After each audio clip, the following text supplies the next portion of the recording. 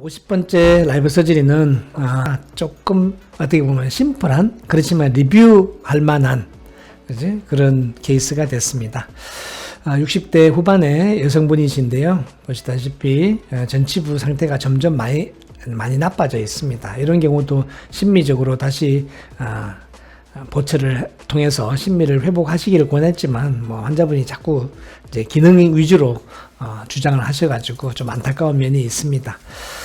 하악 전치부가 불편해서 오셨습니다. 이렇게 한동안은 이게 슈퍼본드를 가지고 스플린팅을 해서 쓰셨는데요. 이제는 전체가 움직여가지고 하악 전치부에 사전치를 발치하고 임플란트를 하자라고 이야기를 했습니다.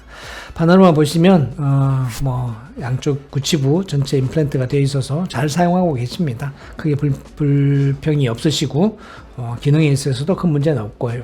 보시는 것처럼 크리스탈 본 레벨도 다 괜찮게 되어 있습니다. 하악 전치부 레벨을 보시면요, 본이 거의 루트 에이펙스까지 다 내려가 있습니다. 그래서 내려가 있고, CBCT 상태에서 보시면 42번, 32번 여기에 임플란트가 들어가겠죠. 가운데 두 개는 그냥 판틱으로 처리할 거고요.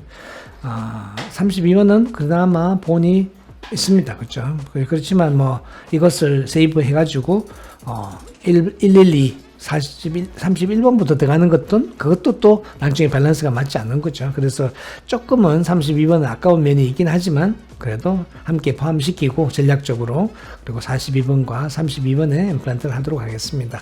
CT상에서 보면 이게 되게 넓어 보이긴 하지만 실제 리지의 크리스탈 리지 위스는 대개는 한 3mm 정도밖에 되지 않을 겁니다. 그래서 거의 디하이선스가 약간 생기거나 생기기 직전까지 그렇게 만들어지게 되겠죠.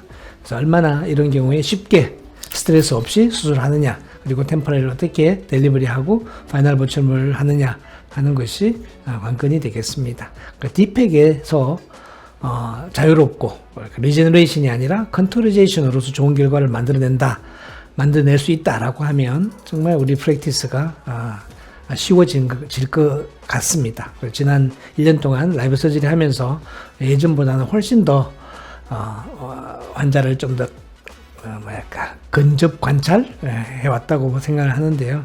아주 생각보다는 훨씬 더 좋은 그런 결과를 아리나 BD 커퍼가 보여주고 있는 것 같습니다.